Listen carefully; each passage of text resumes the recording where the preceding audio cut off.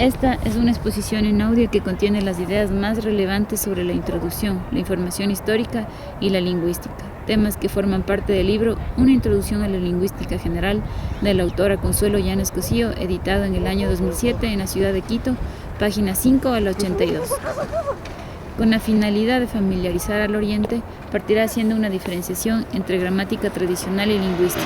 Luego explicaré la información histórica y finalmente ampliaré el contenido sobre lingüística. Diferencias entre gramática tradicional y lingüística. Las más representativas son: la gramática tradicional estudia las lenguas a partir de las características del latín y el griego, la lingüística a partir de las características propias de la lengua. En la gramática tradicional, los estudios de la lengua no se relacionan con la sociedad, en la lingüística se relacionan con el usuario y la sociedad. En la gramática tradicional, las normas de uso son en base a criterios no modificables. La lingüística apela por la evolución y posibilidad de cambio de las lenguas. La gramática tradicional tiende a la globalización, uniformar culturas. La lingüística a la especificación. Información histórica. El objeto de la lingüística es el análisis de la lengua. Lo adecuado es analizar un hecho social considerando su realidad histórica. Los griegos. En el mundo occidental, los primeros análisis de la lengua se relacionan con la gramática. Toman en cuenta la literatura clásica sin considerar el origen y desarrollo de la escritura. Sostienen que la escritura es un fenómeno natural y por lo tanto no requiere mayor consideración. En esta época se reconocen tres escuelas. Los sofistas. Su interés es la transformación de estudios empíricos en científicos. Esta propuesta trajo contribuciones como el estudio de los sonidos, la descomposición de las palabras en sílabas y la definición de varios tipos de categorías para el análisis. Los analogistas creían que la lengua era un hecho natural y por ende una conexión natural con la realidad. Los anomalistas consideraban a la lengua como arbitraria, es decir, resultado de acuerdos entre hablantes. Platón introdujo la opinión de Sócrates, manifestando que el nombre es la parte pequeña del logos y como tal de vital importancia para la enseñanza y distinción de diversas cosas. En la época no se dio importancia a aspectos como el fonético y el fonológico, el sonido y el significado, ni las razones lexicales, gramaticales o estilísticas. Dionisio Strax, otro filósofo que analizó la lengua, incluye un estudio de partes gramaticales de la época como nombre, verbo, participio, artículo, pronombre, proposición, adverbio y conjunción, que contienen partes que se mantienen hasta la actualidad. Los latinos, su referente, Marcos Terentius Varro, introduce conceptos como declinación, derivación y caso. Declinación significa las variantes de una misma raíz y que a su vez se las conoce como derivación. Caso es la forma de relacionar las palabras en estructuras gramaticales. Otro referente, Priscian, introdujo criterios semánticos con 4 tipos de sonidos: articulados, no articulados, alfabéticos y analfabéticos. Los hindúes son anteriores a los griegos y los romanos. Sus estudios nacen desde el sánscrito, que fue escrito por Panini y se convierte en un manual de filología, aportando conocimientos para el estudio de las formas orales no registradas por la escritura y la relación entre las lenguas. Introdujo el método comparativo utilizado para establecer las relaciones de parentesco y dio origen a las familias lingüísticas. De la Edad Media al siglo XIX, se maneja la tradición griega y romana que se establece en el mundo occidental como forma de aprendizaje desde el latín sin considerar nuevas teorías. Posteriormente, en 1822, con el alemán Grimm, se dio lugar a la ley de Grimm, indicando que los sonidos aspirados surgen de sonidos sordos o se transforman en sonoros. Se dio prioridad a las letras que podrían considerarse históricas, el uso de la mayúscula y la puntuación, aspectos que se reúnen en la prosodia.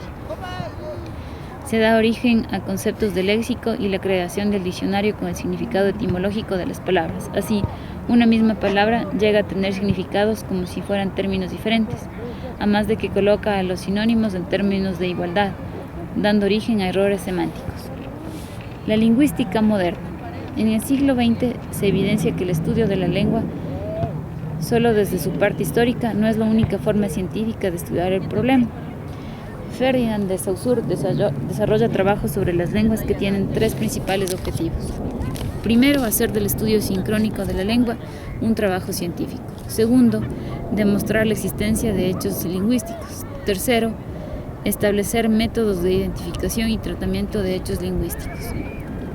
Sus contribuciones más importantes son: distinción entre términos lenguaje y lengua y habla, distinción entre estudios diacrónicos y sincrónicos, Definición del signo lingüístico.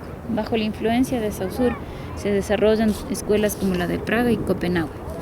La de Praga tiene 3 tesis. La primera aborda los problemas metodológicos de la concepción de la lengua orientados en estudios sincrónicos y el uso del método comparativo no solo con fines acrónicos para descubrir leyes de estructura de la lingüística. La segunda tesis considera que los estudios fundamentales de la fonología sincrónica deben estar dirigidos a caracterizar el sistema fonológico.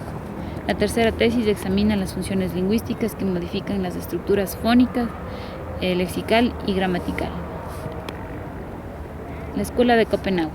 Se desarrolla la teoría llamada fonemática y glosemática, que introduce principios matemáticos del análisis e interpretación, teoría relacionada con la epistemología general. El funcionalismo. Su tendencia es de tipo diacrónico. Jacobson, un precursor de esta escuela, distingue aspectos de un hecho lingüístico general: hablante, oyente, mensaje, contexto, contacto, código, y a cada aspecto asigna funciones como emotiva, connotativa, poética, denotativa, fáctica, metalingüística, respectivamente. Estructuralismo americano. Franz Boas, como antropólogo, introduce importantes conclusiones. No se puede imponer la forma de una lengua sobre otras, sino analizar las formas de cada idioma y sus propias relaciones. Lingüística aplicada. Desde lo funcional se mantienen esquemas de análisis considerando la lengua latina. Esto hace que se tenga poca influencia en el estudio de las lenguas indígenas. La lingüística plantea postulados para comprender la lengua con diferente perspectiva, considerando la relatividad de criterios, las diferencias sociales de usar el idioma, la enseñanza de la lengua nativa, el aprendizaje de otras lenguas y los contenidos culturales que conlleva la lengua. La lingüística no se relaciona con el estudio de idiomas, por el contrario, analiza una o más lenguas para conocer el funcionamiento, la organización, la relación de elementos, las formas de adquisición y su función en la sociedad. Su objeto es proporcionar instrumentos para el conocimiento de una lengua a profundidad y analizar su relación con la sociedad. Ramas de la lingüística. La lingüística general analiza la lengua en sí y aspectos con visión general del lenguaje. La sociolingüística analiza la lengua y su funcionamiento en la sociedad. La psicolingüística analiza problemas de aprendizaje y desarrollo de un idioma. La lingüística histórica analiza el desarrollo de la lengua en la humanidad. La lingüística pura estudia los sistemas generales, morfológicos, sintaxis, semántica, sin centrarse en una lengua en específico. Desde el punto de vista del tiempo, existen 2 formas de efectuar un estudio lingüístico. 1. Lingüística diacrónica en un periodo de tiempo, lingüística sincrónica en un momento específico de etapa. La lengua para Cosío es un medio de comunicación y su conocimiento y conocimiento de otras lenguas posibilitan llegar a una mejor comprensión de la cultura propia y de otras culturas del mundo. El origen de la lengua. En los primeros momentos de la humanidad, el ser humano no necesita de mayores elementos para comunicarse, aunque debía tener un código o lengua específica particular. A medida que el ser humano desarrollaba instrumentos para su comodidad, es como la lengua se va tornando más compleja hasta comunicar ideas, hechos y situaciones. En la historia de la humanidad se conocen las lenguas maternas, las segundas lenguas y las lenguas extranjeras. Varias lenguas se extendieron en el mundo y se consideran como lenguas de dominación el español, el inglés, el francés, por las conquistas en América, Asia y África. En el continente americano pueden identificarse 2 grupos de lenguas, las amerindias antes de la conquista y las indoeuropeas. Clasificación de las lenguas. De forma tipológica, los criterios en los que se basa son formales. Permite clasificarlas en 3 grupos: sintético, analítico y aglutinante. Sintético. Abarca gran cantidad de palabras que no cambian ni se combinan. Analítico es un concepto expresado por una palabra. Aglutinante se componen como una cadena. De forma genealógica, agrupa las lenguas considerando características comunes como sonidos, palabras, estructuras gramaticales, significados, etc. Familias lingüísticas. Se ubican en grandes regiones correspondientes a los lugares donde habitaban los hablantes que provienen de un mismo origen. El método comparativo. Permite la identificación de lenguas, la organización de familias lingüísticas y encontrar las diferencias entre lenguas. Se basa en 2 principios. 1. Existen características universales del lenguaje por ser inherentes a la naturaleza del habla humana.